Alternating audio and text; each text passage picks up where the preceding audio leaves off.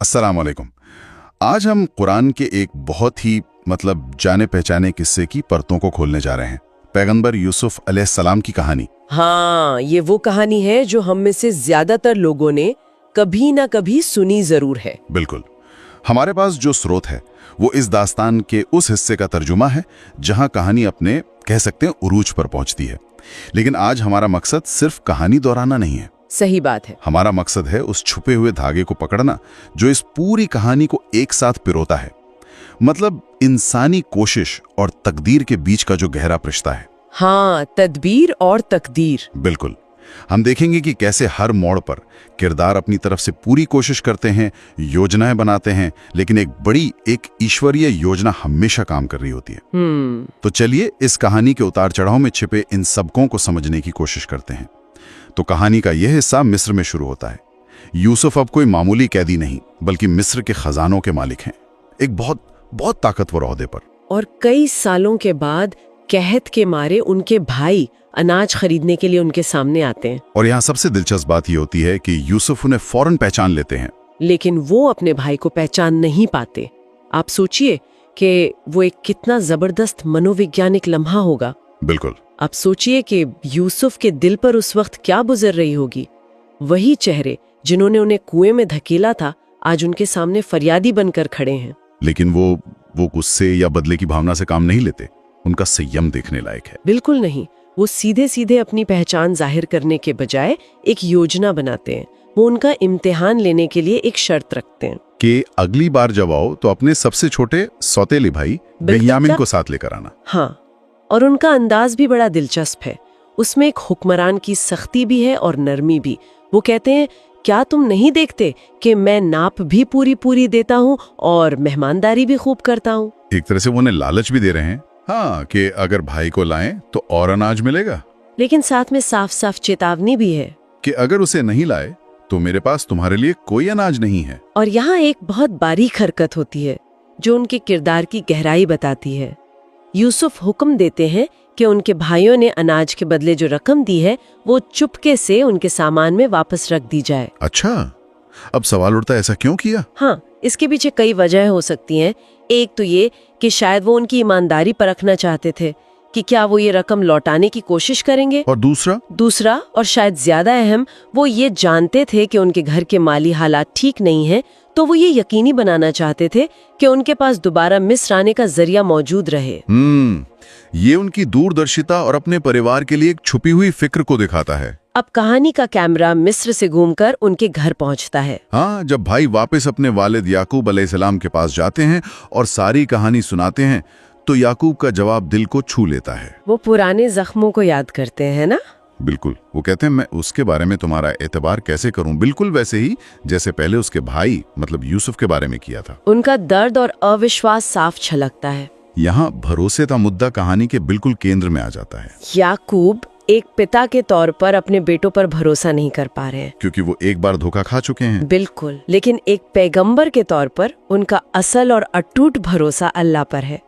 वो फौरन कहते, तो अल्लाह ही सबसे बेहतर निगहबान है और वो सबसे ज्यादा रहम करने वाला है। वो इंसानी भरोसे की कमजोरी को पहचानते हैं, इसलिए अपनी सारी उम्मीदें उस जात से जोड़ लेते हैं जो कभी नहीं तोड़ती। सही बात है। और फिर भाइयों को एक मौका मिलता है अपने वालिद को मनाने का। जब वो अपना सामान खोलते हैं तो देखते हैं कि उनकी सारी पूंजी उन्हें वापस कर दी गई है। हाँ, और वो इसे एक सबूत की तरह पेश करते हैं।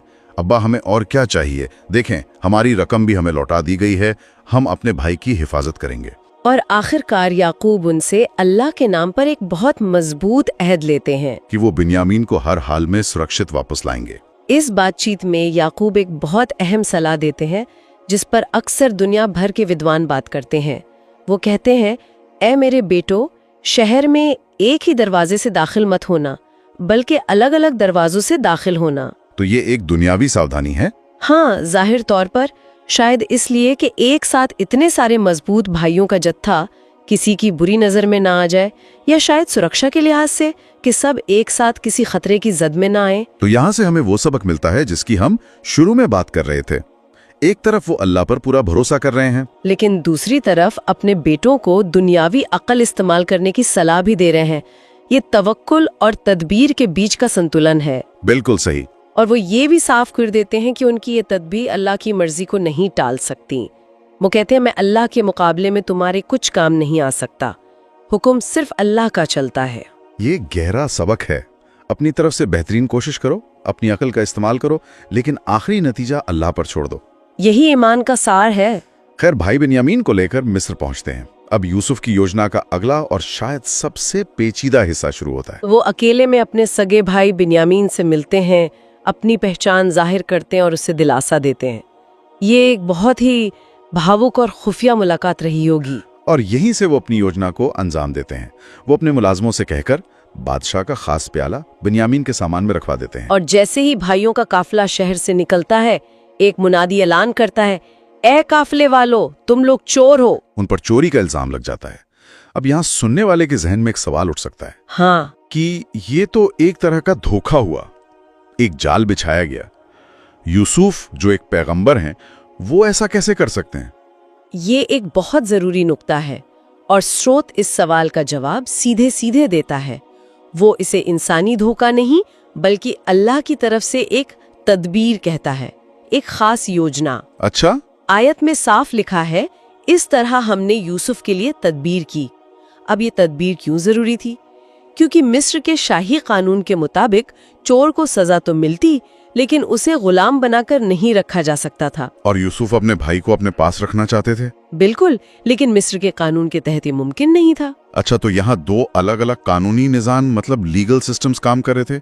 एक मिस्र का सरकारी कानून और दूसरा याकूब के खानदान का अपना कानून। बिल्कुल, और यूसुफ ने बड़ी होशियारी से एक ऐसी स्थिति पैदा की जहां उनके भाइयों को खुद अपने कानून के मुताबिक फैसला सुनाना पड़ा। हाँ, जब यूसुफ के लोगों ने उनसे पूछा, अगर तुम झूठे निकले तो चोर की क्या सजा है? माहिन ने पूरे आत्मविश्वास से जवाब दिया, उसकी सजा ये है कि जिसके सामान में से प्याला मिले वो खुद ही उसके बदले में रख लिया जाए।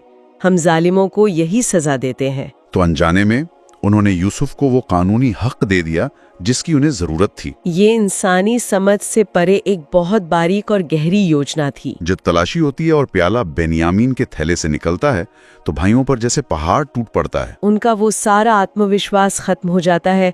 वो गिड़गिड़ाने लगते हैं, अपने बूढ़े वालिद का वास्ता देते हैं और कहते हैं कि बिन्यामीन की जगह हम में से किसी एक को रख लो। यहाँ भाइयों के किरदार में एक जबरदस्त बदलाव नजर आता है। ये वही भाई है जिन्होंने कभी हसद में अपने एक भाई को कुएं में फेंक दिया था। हाँ बिल्कुल। आज वही भाई अपने वादे की लाज रखने और अपने पिता को और गम से बचाने के लिए किसी भी कुर्बानी को तैयार है। उनका सबसे बड़ा भाई तो शर्मिंदगी और अपने वादे के बोझ तले इतना दब जाता है कि वो मिस्र में ही रुकने का फैसला कर लेता है। वो कहता है, मैं यहाँ से हरगिज नहीं हिलूंगा जब तक कि मेरे वालिद मुझे इजाजत ना दे। ये उनके अंदर पैदा हुई जिम्मेदारी का एहसास दिखाता है। जब बाकी भाई घर लौटकर याकूब को ये खबर सुनाते हैं तो उनका गम ताजा हो जाता है।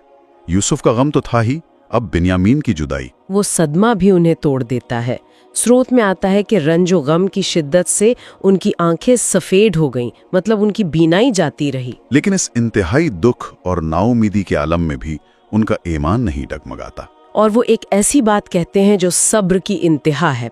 वो कहते हैं, मैं तो अपनी परेशानी और अपने गम की शिकायत सिर्फ अल्लाह से करता हूँ और मैं अल्लाह की तरफ से वो बातें जानता हूँ जो तुम नहीं जानते। मतलब दुनिया वालों के सामने रोना धोना या शिकायत करने के बजाय वो अपना सारा दर्द सीधे अल्लाह के सामने रख देते हैं। उन्हें अब भी उम्मीद है, एक ऐसी उम्मीद जिसका इल्म उनके बेटों को नहीं है। कहानी का क्लाइमेक्स तब आता है जब भाई तीसरी और आखिरी बार मिस्र जाते हैं। यह कि तुमने यूसुफ और उसके भाई के साथ क्या सलूक किया था जब तुम नादानी में थे। आप उस सन्नाटे का तस्वर कीजिए जो उस कमरे में छा गया होगा।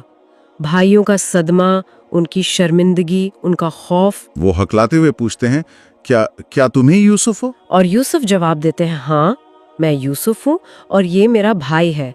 अल्लाह ने हम पर बड़ा फजल किया है। लेकिन इसके बाद वो जो जुमला कहते हैं वो इस पूरी दास्तान का दिल है। चलिए उस लम्हे पर जरा रुकते हैं। आज तुम पर कोई मलामत नहीं, मतलब एवरीथिंग के बाद सालों की जुदाई, कुएं की तन्हाई, गुलामी, झूठे इल्जाम, इन सब के बाद पहला जुमला ये है कि आज तुम पर कोई इल्जाम नहीं, कोई ताना नहीं। ये माफी का एक ऐसा पैमाना है जिसे समझ पाना भी मुश्किल है। ये सब्र का वो फल है जिसका जिक्र बार बार किया जाता है। वो ये नहीं कह रहे कि चलो मैंने तुम्हें माफ किया। नहीं, वो कह रहे हैं कि मलामत या इल्जाम का सवाल ही पैदा नहीं होता। वो इस मामले को अपने और उनके बीच से हटाकर अल्लाह के सुपुर्द कर देते हैं और कहते हैं अल्लाह तुम्हें माफ करे और वो सबसे बढ़कर रहम करने वाला है। उन्होंने अपने दिल में कोई बोझ नहीं रखा। ये माफी की एक बेमिसाल और रूहानी सतह है। और इस एक माफी के बाद जैसे सारे बंद दरवाजे खुल जाते हैं, यूसुफ अपनी कमीज देते हैं और कहते हैं कि इसे ले जाकर अब्बा के चेहरे पर डाल देना, उनकी आंखों की रोशनी लौट आएगी। और बिल्कुल ऐसा ही होता है। पूरा परिवार मिस्र आ जाता है। यूसुफ अपने वालिदैन को तख्त पर बिठाते हैं और सब उनके सामने सजदे में गिर पड़ते हैं, ठीक वैसे ही जैसे उन्होंने बचपन में ख्वाब देखा था। और वो कहते हैं अब्बा जान, ये मेरे उस ख्वाब की ताबीर है, मेरे रब ने उसे सच कर दिखाया। और यहीं पर आकर स्रोत एक कमाल का मोड़ लेता है। जैसे ही ये इंसानी ड्रामा अपने अंजाम पर पहुंचता है, कैमरा जूम आउट होता है। हाँ, स्रोत इस कहानी को, इस एक परिवार के किस्से को एक बहुत बड़ी हकीकत को समझाने के लिए एक मिसाल के तौर पर पेश करता है। वो कहता है अगर तुम एक इंसान के लिए अल्लाह की इस पेचीदा और खूबसूरत योजना को देखकर हैरान हो, तो जरा कायनात में फैली उसकी बड़ी निशानियों पर भी तो गौर करो। ये ट्रांजिशन बहुत खूबसूरत है। बिल्कुल, कहानी खत्म होते ही उन निशानियों का जिक्र शुरू हो जाता है जिन पर हम रोजमर्रा की जिंदगी में ध्यान नहीं देते। जैसे ये आसमान बिना किसी खंबे के कैसे खड़ा है, जमीन पर ये बड़े बड़े पहाड़ किसने गाड़ दिए ताकि वो हिले नहीं, ये मीठे पानी की नदियां, हर तरह के फलों के जोड़े, और दिन पर रात का छा जाना, ये सब क्या है? स्रोत कहता है कि ये सब निशानियां हैं उन लोगों के लिए जो गौर फिक्र करते हैं। और फिर वो एक गहरी मिसाल देता है। कौन सी? कहता है कि जो लोग एक अल्लाह को छोड़कर दूसरों को पुकारते हैं, उनकी मिसाल उस प्यासे की तरह है जो दूर से पानी की तरफ हाथ फैलाए कि पानी उसके मुंह तक आ जाए, लेकिन वो उस तक कभी नहीं पहुंचेगा। ये एक बहुत ताकतवर तस्वीर है। और फिर वो आयत आती है जो शायद इस पूरी चर्चा का निचोड़ है। सुन रखो, अल्लाह की याद से ही दिलों को सुकून मिलता है। बिल्कुल। और अब अगर आप इस आयत को यूसुफ और याकूब की कहानी से जोड़कर देखें तो पूरी बात समझ में आ जाती है। उन दोनों ने सालों तक तकलीफें उठाई, जुदाई का गम सहा, लेकिन उन्होंने हर हाल में अल्लाह को याद रखा, उसी से शिकायत की और उसी पर भरोसा कायम रखा। और आखिर में अल्लाह ने उन्हें वो सुकून अता किया जिसका वादा किया गया था। हाँ, उनकी कहानी इस आयत का एक जीता जागता सबूत है। तो हमने एक परिवार के अंदर की हसद, बिछड़ने के दर्द और फिर मिलन की एक दास्तान से शुरू किया। और वो दास्तान आखिर में सब्र, माफी और अल्लाह की जबरदस्त योजना पर ईमान की एक सार्वभौमिक मिसाल बन गई। सही। यूसुफ की कहानी सिर्फ एक किस्सा नहीं है, बल्कि ये उन उसूलों का एक प्रैक्टिकल डेमो है जो बाद में बयान किए गए। ये दिखाती है कि कैसे मुश्किल से मुश्किल हालात में भी ईमान पर कायम रहने से सिर्फ दुनियावी नतीजा बेहतरीन निकलता है, बल्कि दिल को वो असल सुकून भी मिलता है जिसकी हर इंसान को तलाश होती है। इस चर्चा को खत्म करते हुए सुनने वालों के लिए एक सवाल छोड़ जाते हैं। याकूब अलैहिस्सलाम ने अपने बेटों को दुनियावी सावधानी बरतने की सलाह दी कि अलग अलग दरवाजों से दाखिल होना। वो उनकी तदबीर थी, उनकी कोशिश थी। बिल्कुल।